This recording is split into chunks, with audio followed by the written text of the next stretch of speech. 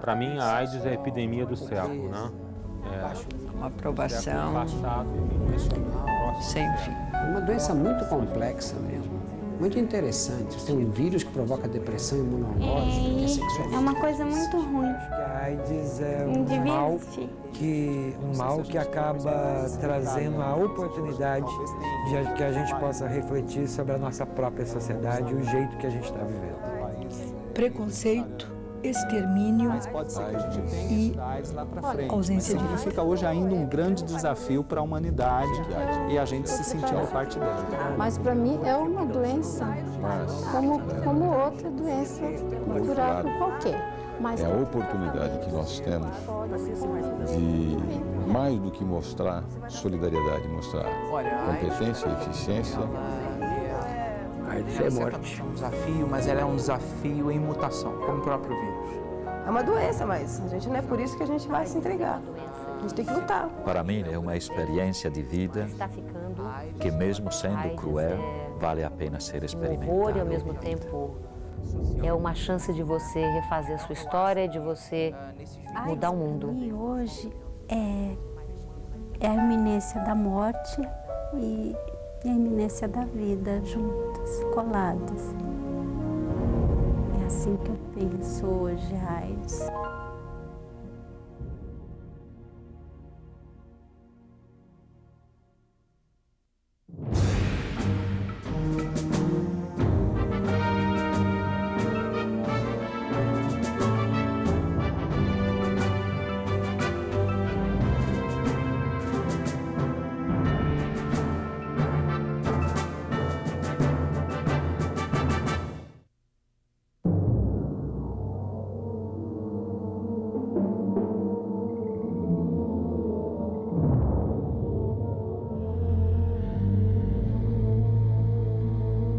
A gente acha que o vírus veio do macaco, ele passou para o ser humano, e isso aconteceu na África, numa determinada região da África, que é próxima do Gabão, Camarões. Isso porque existe um hábito muito nítido nas pessoas que vivem nessas regiões, principalmente em tribos, de comer carne de macaco. E nessa hora você acaba tendo manipulação de sangue, com osso, com um instrumento cortante, e acaba havendo uma inoculação.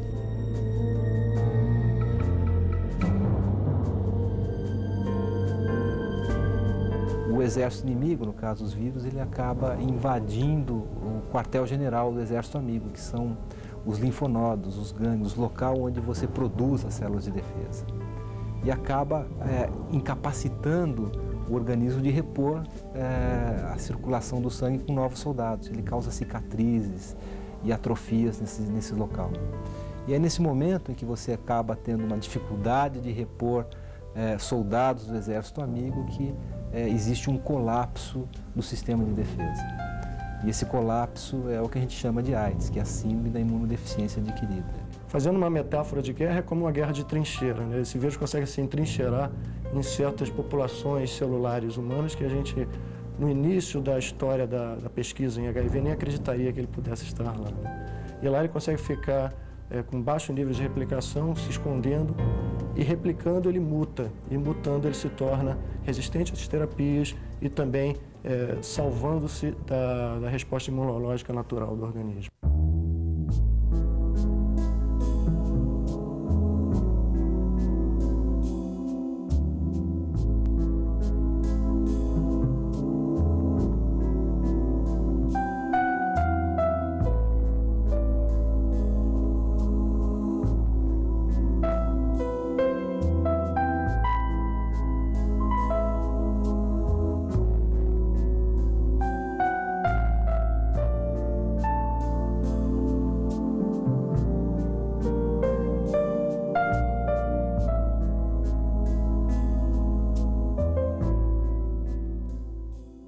O Ricardo começou com 23 anos.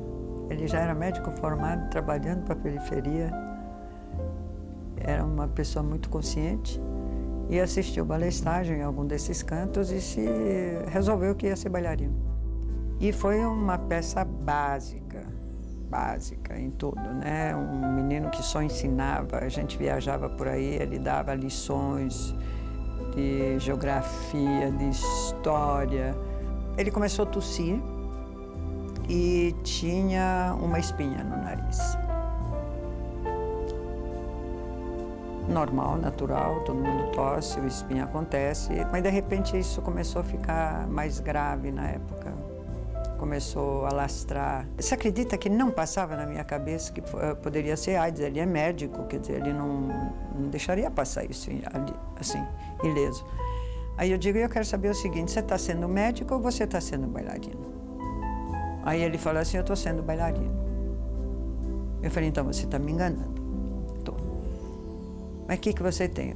Olha, pode ser pneumonia, e poderia ser uma série de coisas, até que ele diz assim para mim, não, mas pode ser AIDS.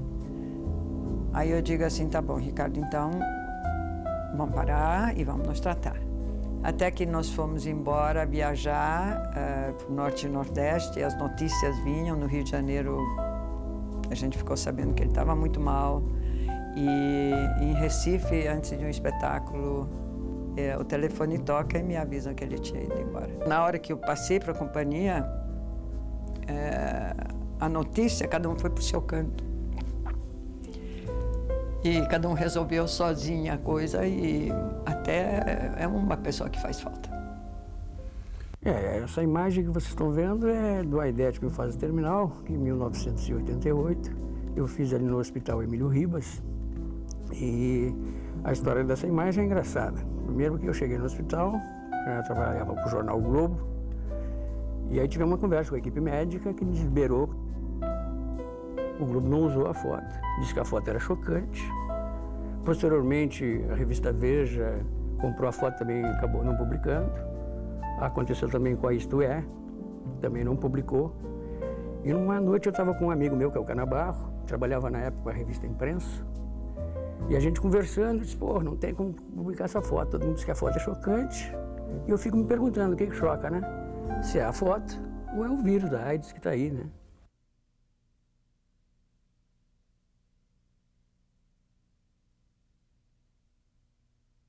O nome dele era Marcos, ele era homossexual. Como acontece, né? Sumiu, acho, né, que devido à condição dele, né, de homossexual. Ele, na época, estava com 26 anos. Estava bem novinho. Hoje, se eu estivesse vivo, estaria com 37. Aí, um dia, eu recebi um telegrama de São Paulo, do Lar Betânia, que era onde ele estava, pedindo para que eu entrasse em contato, né?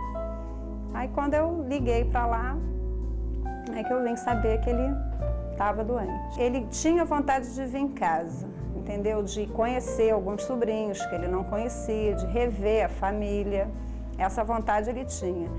Mas eu acho que, no fundo, ele tinha medo até de contaminar. No escritório, ele e acho que mais um dos sócios sabíamos do que acontecia. Ninguém mais sabia. Por deliberação dele, até compreensível. Mais tarde, um filme com Tom Hanks, né? Revela bem o que significava se apresentar como portador do HIV numa profissão como a nossa, como advogado. 4 horas da tarde, o Valdo saía para uma clínica na Vila Mariana.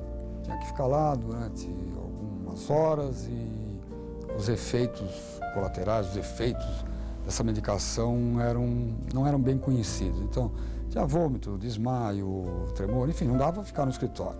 Ele trabalhava contra o tempo, ele tinha que fazer em muito pouco tempo aquilo que a gente faz, temos a vida para fazer.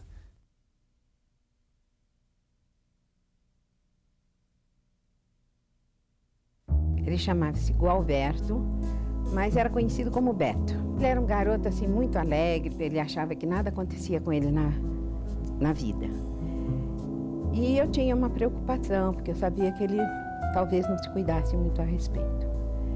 Aí fizemos exames aqui no Brasil, não deu nada. Em seguida, ele resolveu ir embora para a Europa. Estudar lá, fazer design, ele era muito ligado à arte. E quando ele voltou, que ele já estava com a doença, ele veio para cá em 94. Ele veio espiritualmente, mas muito preparado. Mas muito. Inclusive foi ele que me deu forças. Porque realmente eu Eu entrei num desespero porque a gente não sabe o que fazer. Sabe, você vê o seu filho se consumindo dia a dia, não saía de hospital, era transfusões de sangue, ele ficava internado alguns dias. E, além disso, eu via também o problema das outras mães, porque a gente chegava lá, as mães todas desesperadas, com aqueles filhos todos ali tomando transfusão de sangue, fazendo outro tipo de tratamento, e a gente conversava, trocava ideia, o que você está tratando, que médico você está indo, era uma coisa terrível. Semana seguinte chegava, que de fulano de tal, partiu. Depois disso, o que me revoltou, gozado, foi quando apareceu o coquetel. Foi em 96, não, ele faleceu em 95, 96 apareceu o coquetel. Aí eu vou dizer para você, eu tive revolta, sabe? Muita coisa aconteceu comigo. Porque eu dizia, puxa, ele podia ter esperado mais um pouquinho, porque o coquetel, tenho certeza que ia resolver o problema dele.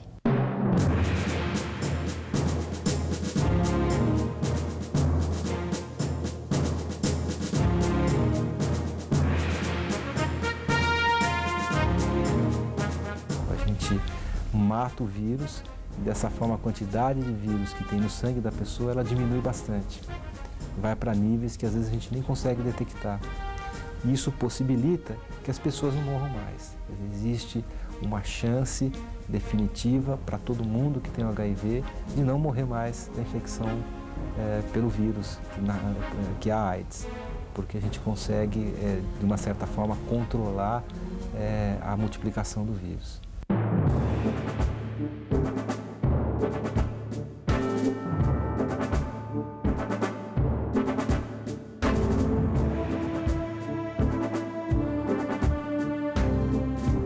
Eles confundiram a motivação da autoridade sanitária, que queria controlar uma epidemia, com a motivação do traficante. E tanto eu quanto o Davi Capistrano, na época, nós fomos processados criminalmente. E o artigo que enquadrara a gente era o artigo 12, que era o artigo de tráfico. Esse inquérito foi muito importante porque ele foi um certo símbolo da luta contra a AIDS no país, né? Porque era uma incompreensão da promotoria, mas uma incompreensão que acabou gerando um debate nacional.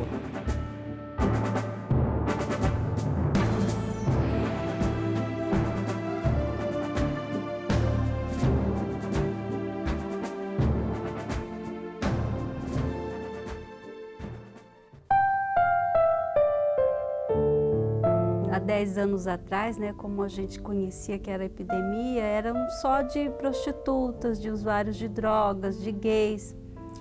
E assim, mesmo os médicos, eles também acreditavam nisso. E quando viram aquele diagnóstico, eles precisaram repetir por 3 vezes, porque eu não tinha esse perfil, né? Eu era uma mulher universitária,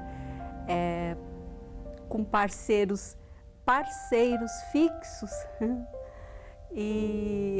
porém vários, e mãe de um filho de 12 anos, estava divorciada, e aquele não era o perfil que o vírus buscava. E eu em 96 estava muito doente, eu estava vindo de uma reunião que teve na UNAIDS, na Suíça. Eu tinha encontrado mulheres da França, da Austrália, da Inglaterra, que estavam tomando medicamentos. E elas, assim, a gente partilhando um pouco das nossas histórias, elas também estavam no momento anterior doentes e com o medicamento tinham ficado bem. E aí eu cheguei aqui e fui falar com alguns médicos, aí eles falaram, realmente, tem tais medicamentos. E por que você não vê quanto custa? E a gente vê se, né, dá para importar e tal. E foi o que foi feito. E aí eu comprava, mas assim, a minha renda sempre foi baixa. Aí os amigos viram que isso era muito importante para mim, que esse caminho era possível, começaram a dar dinheiro, cada um pouco. Mas assim, não era suficiente, porque todo mês demandava uma energia colher todo aquele dinheiro, ver as pessoas tirando aquilo que era ia fazer falta. Isso foi me deixando muito constrangida. Aí eu disse que eu não queria mais. E aí foi pensando nisso que eu falei, eu vou arriscar. E chamei a advogada. Falei, vamos arriscar a exigir que o governo faça isso, porque eu sou uma cidadã e eu estou morrendo, não é?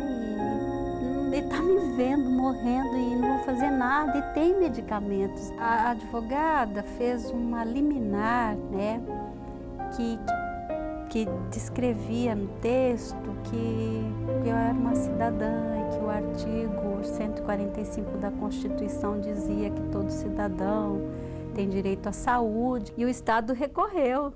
O Estado recorreu para não dar, olha que perverso, eu fico pensando isso às vezes. Mas aí dias depois eu fui internada muito ruim mesmo, aí não tinha muita chance não, sabe, de viver não. Tanto que ela chegou com os medicamentinhos lá, eu olhei, assim, eu estava com máscara de oxigênio, eu lembro que só eu mexi os olhos assim e fiz assim com a mão, né, de positivo.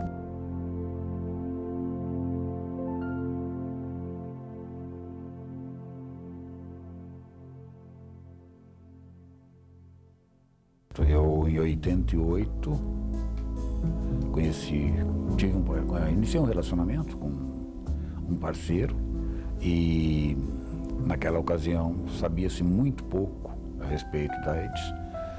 Eu tinha meus 47 anos e ele tinha 21 apenas, era praticamente um atleta. Nós descobrimos juntos porque, quando ele fez o exame, foi fazer o exame pré-admissional, e esse exame demoraria 3 meses para obter o resultado. Eu falei, vamos fazer uma coisa, vamos no Lavoisier, fazemos um teste de imediato, já se tem uma resposta já. Eu fiquei mais desesperado até do que ele, porque, poxa, eu já tinha 47 anos, já tinha uma vida quase toda vivida, né? E eu tinha 21, tinha muitos sonhos, tinha muita coisa para fazer, pretendia fazer uma faculdade. Eu tive acesso à medicação e ele não. Eu tenho tido uma sorte bastante grande, eu tenho mantido desde 96 uma carga viral indetectável. Não tive qualquer tipo de quadro associado à AIDS.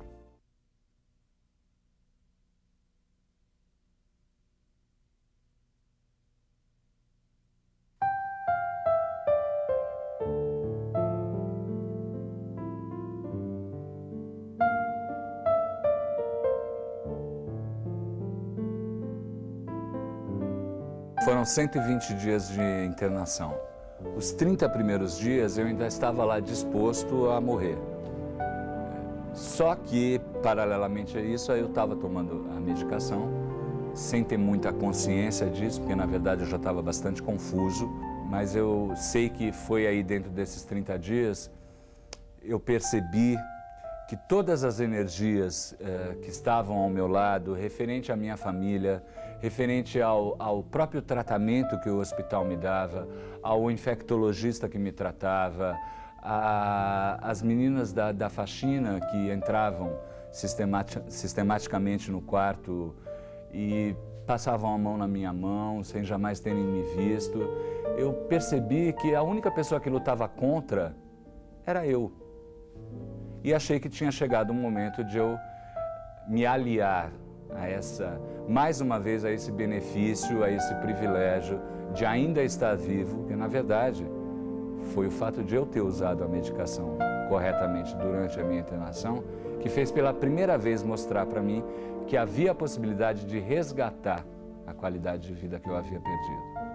E eu precisava dizer isso para as pessoas. A gente pode dizer que ele foi uma vítima ativa, né?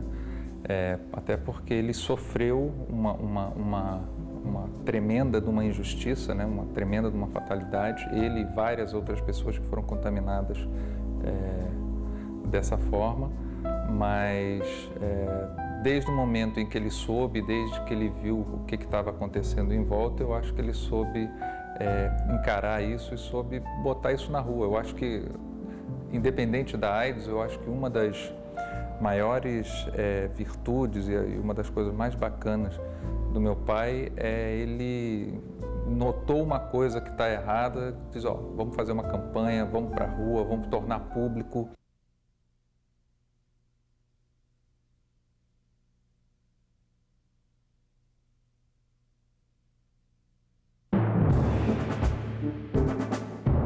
A gente tem o GAPA São Paulo, que é a primeira instituição que foi fundada em 1983, e em seguida dela foram aparecendo várias outras organizações. No Brasil, hoje, a gente tem mais de 600 organizações que trabalham diretamente com a questão de AIDS. São ONGs que vão desde a área de prevenção e trabalho de pesquisa a ONGs que fazem acolhimento. São casas de apoio, são centros de convivência para pessoas vivendo com HIV e AIDS. Todas essas organizações, elas surgem com pessoas que militaram em organizações de esquerda, que tinham uma tradição de que a luta social, a luta política, a pressão de fora do governo era uma maneira importante de fazer o governo avançar nas políticas públicas, nas políticas sociais. Eu acho que o êxito do Brasil começou justamente porque nós tivemos uma história em relação à AIDS. Foi o governo Montoro em 83, depois foi a Constituição em 88, com o SUS. Eu acho que o Sistema Único de Saúde realmente é a retaguarda para essa situação, e creio que Santos teve o seu papel quando assumiu e acabou sendo manchete nacional e até internacional. Eu acredito que é uma luta de todos, ninguém é dono dessa luta. O Brasil, e fui até um dos únicos, adotou um programa que incorporava de forma absolutamente integrada ações de prevenção, ações de tratamento e de defesa dos direitos das pessoas afetadas. Essa fórmula, embora pareça muito óbvia para nós, não foi adotada no mundo inteiro e se excluiu praticamente o componente de assistência.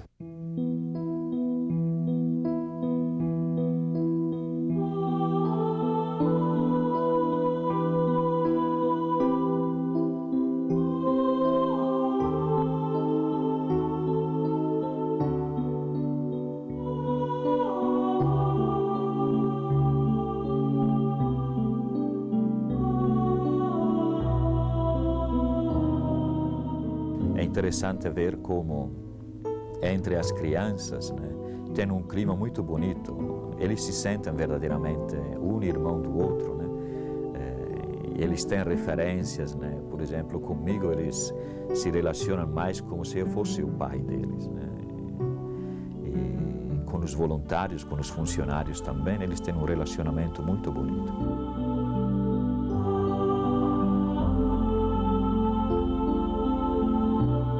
Eu pensava em ter um filho, não adotar, assim, sabe? Eu pensava que eu pedia para que eu tivesse um filho, mas a adoção, para mim, eu achava difícil, né? Perante tantos problemas, né? No juizado. Nossa, aí, olha, foi amor à primeira vista.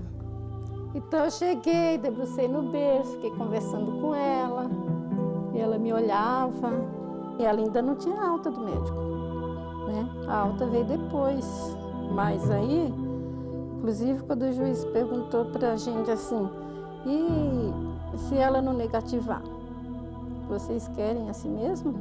Eu falei, lógico, imagine, eu quero amar ela, dar o maior carinho para ela enquanto, né, ela viver ou a gente, sei lá, porque isso aí não é, né? É porque existe esse preconceito só, né? Mas a vida continua. As tia me contaram que é um vírus que passou para mim e eu tô aqui nessa casa para tratar. E quando tiver 18 anos, se ninguém quiser me buscar, eu vou para uma casa lá na Betânia, que lá tem gente grande também.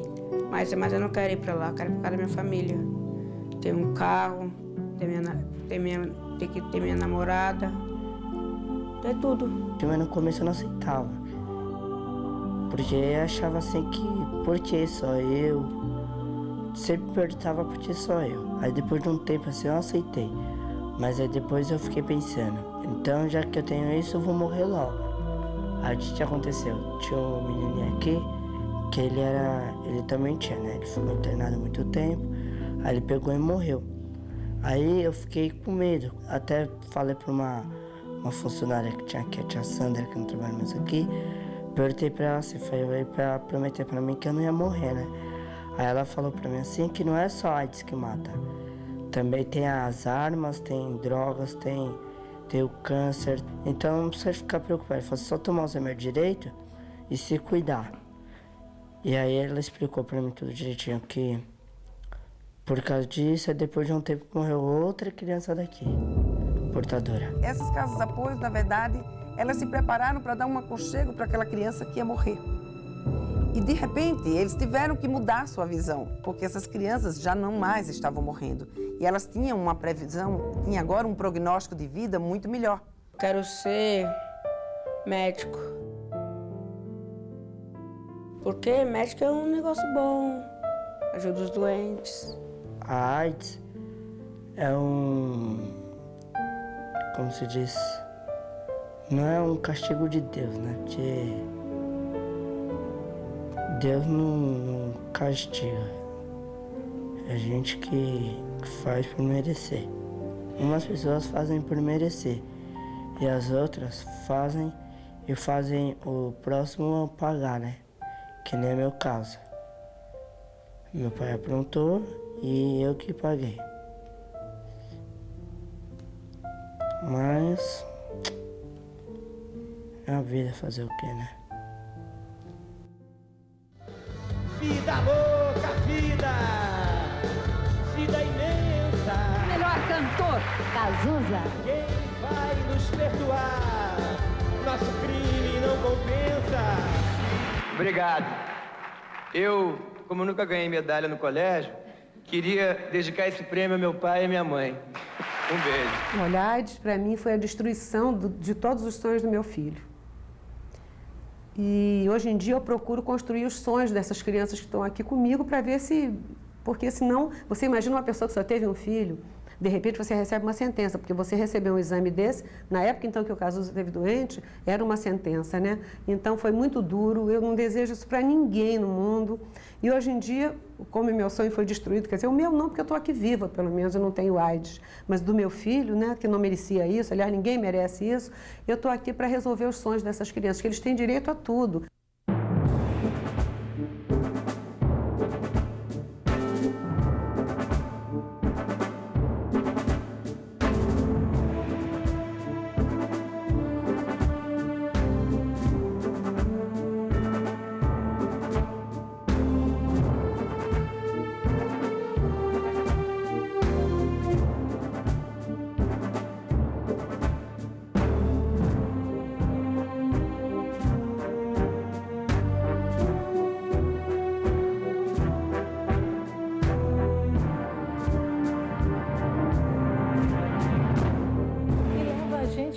A gente é a dramaticidade da situação, né? Então é aquela situação que você não tem saída. Então assim, você não tem saída normatizada, preconizada. Então você tem que fazer alguma coisa diferente, né? Eu até tenho que admitir que eu cheguei a falar para o pai falou: doutora, mas e agora? Como é que nós fazemos? Eu falei: bom, pai, tudo tem um fim, uma hora não tenho mais o que eu fazer. Ele falou: como você não tem o que fazer? Essa pressão, né?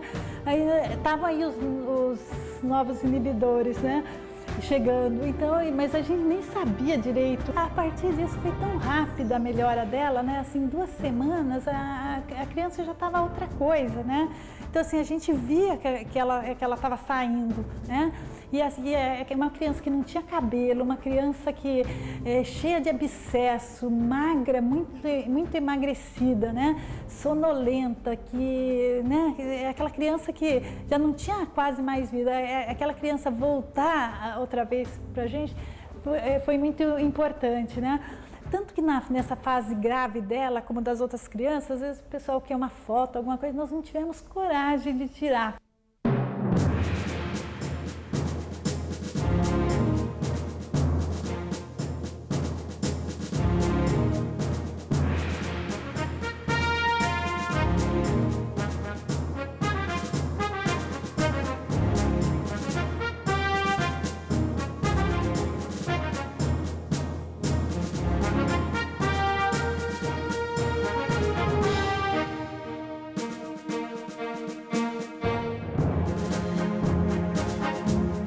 acesso ao tratamento, ele é universal dentro dessa concepção de que nem todas as pessoas que estão infectadas necessitam do tratamento nesse momento.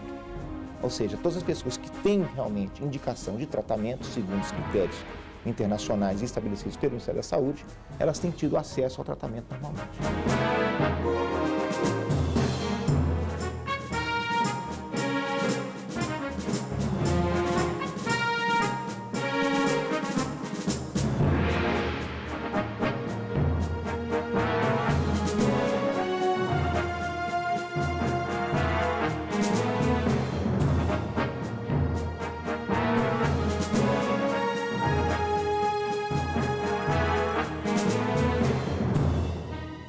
De 96 para cá, nós reduzimos em 90% o número de internações para pacientes doentes de AIDS ou HIV positivo.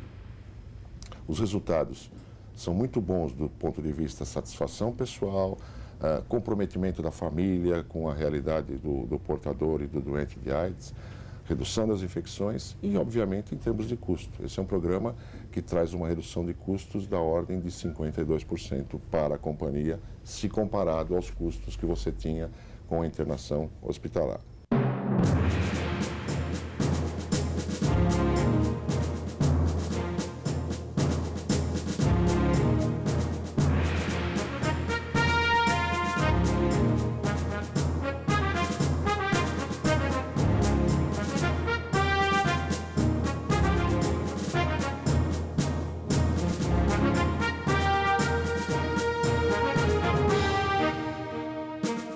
O Cristália atualmente produz Saquinavir, Ritonavir, Zalcitabina, Didanosina. Então são 4 princípios ativos. Eles são parte do coquetel anti-AIDS. No caso do Ritonavir, nós fazemos no Brasil 17 etapas sintéticas. Quer dizer, é uma síntese muito longa, é um trabalho muito longo. Hoje nós temos no núcleo de desenvolvimento 65 funcionários, 7 com nível de mestrado ou doutorado, 12 pessoas com nível de graduação, química, em biologia, em física, são 17 técnicos em química. E o restante, o pessoal de apoio, manutenção, mas são 65 pessoas dedicadas à pesquisa, que é um número bastante representativo para um laboratório nacional. Analisando o que existia no mercado e verificando que os pacientes portadores de AIDS são obrigados muitas vezes a tomar um número grande de comprimidos ou cápsulas, pacientes que muitas vezes são muito debilitados, nós então miniaturizamos algumas cápsulas de 2 dos princípios ativos importantes, componentes deste coquetel anti-AIDS. A cooperação do paciente para com o tratamento, que é importantíssimo, certamente vai melhorar em função desta forma mais palatável, menos desconfortável para o paciente. Isso é muito importante. A redução foi da ordem de 50%. E, aparentemente é um negócio simples. Não é. Desenvolveu tecnologia significativa. Fosse simples, já existiria no mercado mundial e não existe.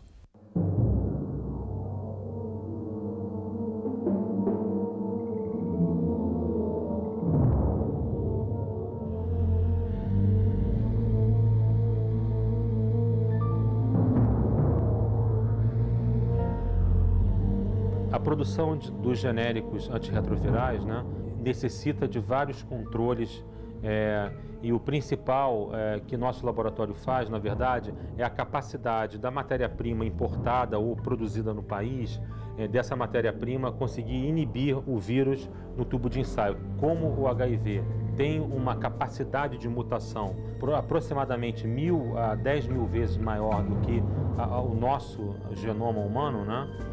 E aproximadamente 100 vezes mais rápido que uma bactéria, é até normal de se assumir que ele consiga driblar a inibição dessas drogas e ficar resistente a esses medicamentos. Então, o laboratório tenta estudar como que esse mecanismo acontece. Os medicamentos que surgem a cada ano, cada vez mais eficazes, o que é excelente, são também cada vez mais caros, às vezes insuportavelmente caros. Nesse ritmo, dentro de alguns anos, 3 anos, 5 anos, o volume de recursos necessários será ou seria incompatível com a capacidade do país. Aí, como eu disse então, a possibilidade de negociar e eventualmente até de produzir através de licença compulsória é o grande instrumento que o Brasil tem, que continuará adotando. Em todas as situações que o Brasil negociou, ele conseguiu realmente obter um preço adequado dentro do que era previsto, né, para ser adotado pelo orçamento da União. Agora, é importante deixar claro que a quebra de patente não é um processo ilegal, é um processo previsto, né, dentro da lei, em situações de interesse público, e o Brasil, obviamente, deixou claro que a saúde dos pacientes brasileiros está acima de interesses comerciais. O questionamento que surge a partir disso tudo é se vale a pena você pegar uma única doença num país subdesenvolvido e colocar tanto dinheiro para poder dar o que a gente tem hoje em dia. E eu não tenho a menor dúvida de que vale a pena, porque todos os modelos que você de custo-efetividade para saber se o dinheiro que você está aplicando está sendo bom, mostra que qualquer centavo que você coloca aqui, você está economizando ali na frente. Por muitos anos nós ficamos como que marginalizados, até que, como nós esperávamos, a política brasileira começou a apresentar resultados que os outros países não obtiveram. A partir daí, criou-se um movimento em torno do programa brasileiro, principalmente por parte de países menos desenvolvidos, porque houve aquela constatação, a nossa referência, que foram as instituições internacionais, estavam equivocadas. O modelo, né, ou a resposta adequada é aquela que foi obtida pelo Brasil e estamos vendo os resultados.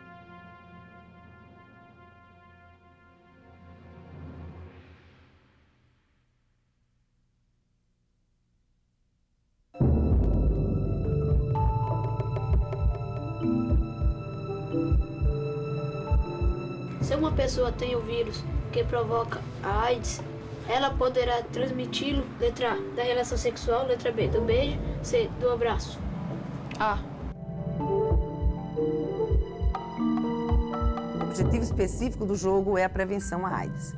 Mas, obviamente, que para você se prevenir da AIDS, você precisa aprender uma série de questões ligadas não só à sexualidade, como também à prevenção ao uso e abuso de drogas. O jogo é um instrumento que é de interesse dos adolescentes, ele cria uma competitividade, ele cria um clima, né, extremamente interessante para eles, e nessa eles conseguem jogar, brincar e aprender. E o fato dessa criança poder pegar esse jogo e levar para a sua comunidade e criar essa alternativa para os seus amigos, transformava automaticamente essa criança num agente multiplicador.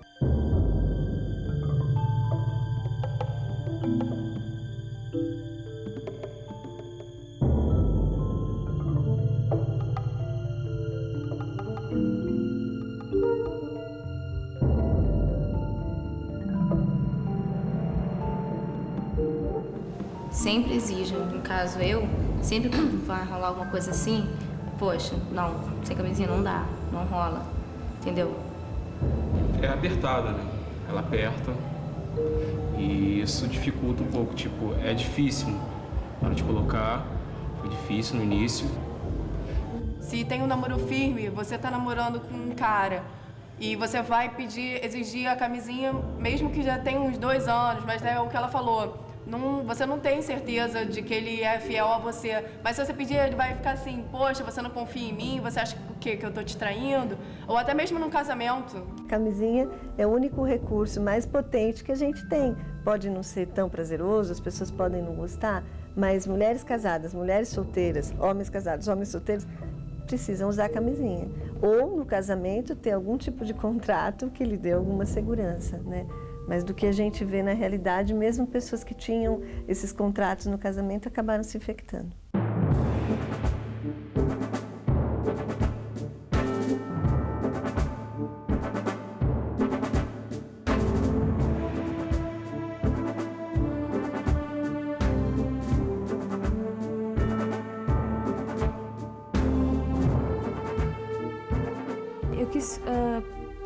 mostrar a imagem da mulher, né? Dizer que a camisinha é tão básica quanto um jeans e tão necessária quanto um grande amor. Na hora da produção mesmo, que eu já sei exatamente o que eu quero, eu contrato a mão de obra de pessoas vivendo com HIV e AIDS que estão fora do mercado de trabalho.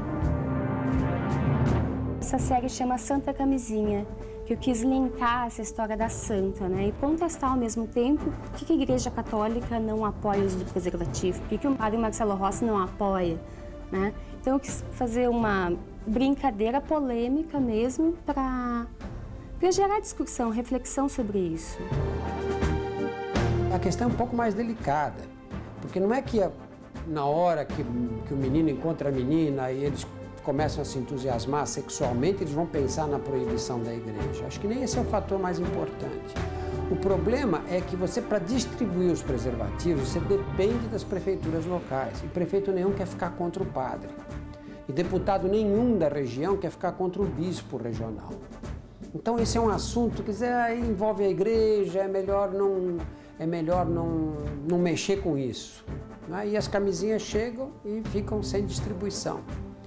Eu acho que nesse ponto é que a igreja comete um crime de omissão. Eu já li no jornal que eu tinha pessoas agora que não estavam nem mais usando camisinha, porque tem o coquetel, o coquetel eu continuo vivo.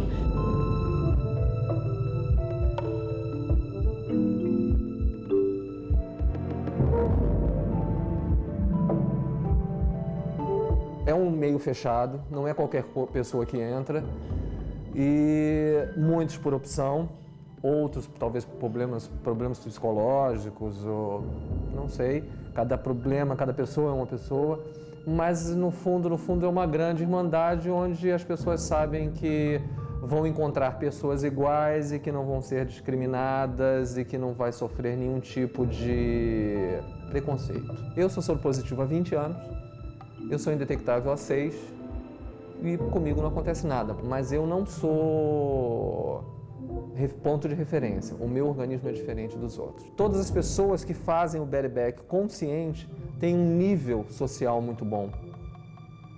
Não existe ninguém que não seja, não tenha o terceiro grau, que não tenha instrução. Não existe isso. Não existe. Não existe má informação. Existem os que fazem roleta russa. Eu conheço casos de pessoas que, sabe, eu quero logo fazer, eu quero logo pegar. É um bump jump da vida.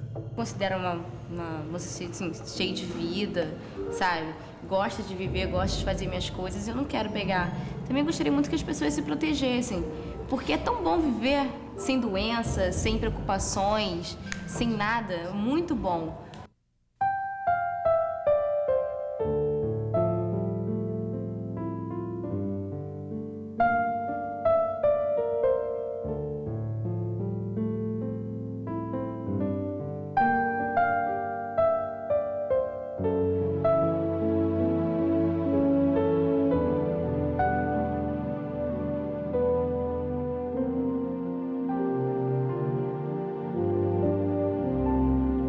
Meu parceiro foi lá buscar o resultado e quando ele chegou em casa eu achei que fosse o fim. Eu agarrei as duas crianças e, como eu moro perto da represa, eu queria me jogar dentro da represa com eles. No início foi difícil também porque teve a rejeição, porque meus pais são nordestinos e não tem muito... não sabem quase nada. Eles sabem só, o meu pai é pedreiro, minha mãe é empregada doméstica. E isso é o fim. Quando acontece isso, é o fim. Foi muito difícil, mas hoje em dia minha mãe lava minha roupa com sangue, minha mãe me ajuda muito. O difícil foi contar para o meu filho de 14 anos. E ela já era desconfiado, porque ele sempre ia no médico comigo, via os cartazes, mas 2 ou 3 vezes ele me perguntou. Eu falei, na hora certa eu te falo, né? Mas como ele ficou muito rebelde, não queria ir para a escola, tudo isso, a gente discutiu muito feio, eu joguei uma pedra nele, até cortou a cabeça dele, saiu sangue. E aí ele me chamou de aidética, na escada lá de casa. Aí eu comecei a chorar, ele começou a chorar e foi aquela guerra, sabe? Um brigando com o outro, eu xingava ele me xingava. E logo em seguida eu tive neurotoxoplasmose. Eu perdi os movimentos do lado esquerdo. Aí só tinha ele em casa que podia me ajudar. Ele me pegou no colo e me levou pro carro, né? Aí o meu filho falou, mãe, eu te amo, não importa o que você tem. Eu gosto muito de você. Eu te abraço, eu fico aqui pertinho de você, pra mim não tem problema de pegar nada de você. E foi super emocionante, porque ele mostrou que ele gostava de mim.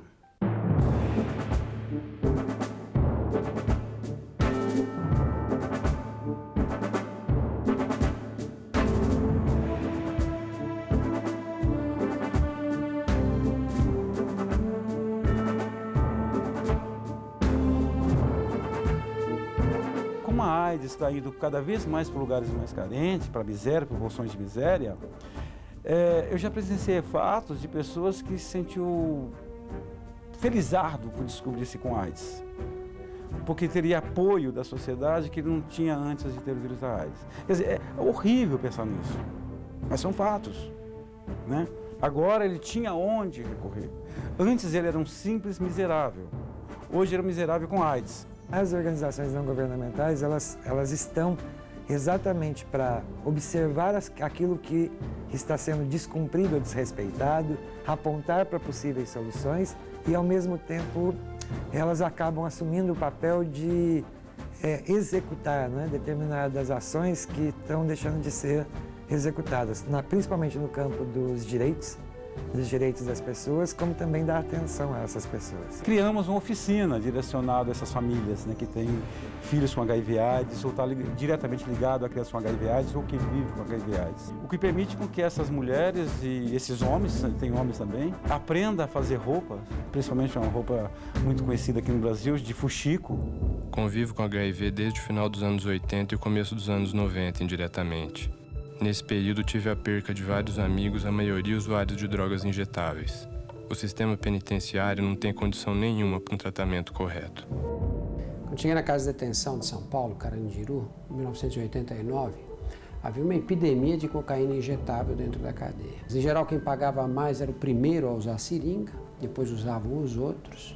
E o problema da AIDS era muito sério. Em 1992, o crack entrou e varreu a cocaína injetável da casa. Varreu, mas desapareceu. Quando surgiu o coquetel e o coquetel passou a ser disponível, praticamente acabaram as mortes por AIDS na detenção. Há 3 meses tive um problema de saúde. O médico pediu para eu tirar uma chapa e disse que era pneumonia. Minha namorada conseguiu os remédios, mas eu mesmo tive de aplicar as injeções. Finalmente, o médico me encaminhou para um hospital onde descobriram. Era tuberculose. Nos dias de hoje ficou muito mais fácil conviver com HIV, pois temos um forte aliado nessa batalha, os remédios antirretrovirais. Vou terminando esta, fiquem com Deus, e que Ele ilumine cada dia mais nossos caminhos. Simplesmente, Miguel Francisco Leal.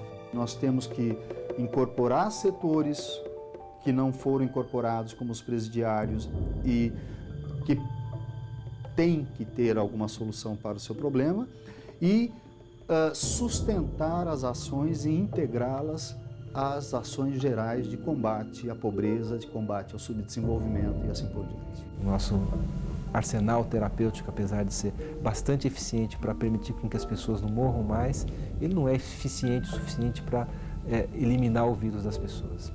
Isso nos põe face a um problema que é de ter que administrar a medicação do coquetel para essas pessoas por um tempo muito prolongado. Teve tratamentos mais duros do que outros, entende? Ou seja, tratamento, por exemplo, que eu nunca fui muito gordo, mas que me chuparam toda a gordura, né? Inclusive aqui, apesar que depois eu coloquei umas coisas porque tinha uns buracos mesmo, né? Tratamentos que exigem muito de você, por exemplo, um que exigia 3 horas de jejum a cada 8 horas para você tomar. Então era duro, né? Uma disciplina muito forte. Então, com a própria terapia, quantas vezes eu não estou saindo de casa e eu tenho que voltar porque acabei tendo diarreia e me borrei todo. Eu ando com uma bengala, eu enxergo extremamente mal em função da sorologia positiva. Essa limitação é algo que eu venho aprendendo a lidar.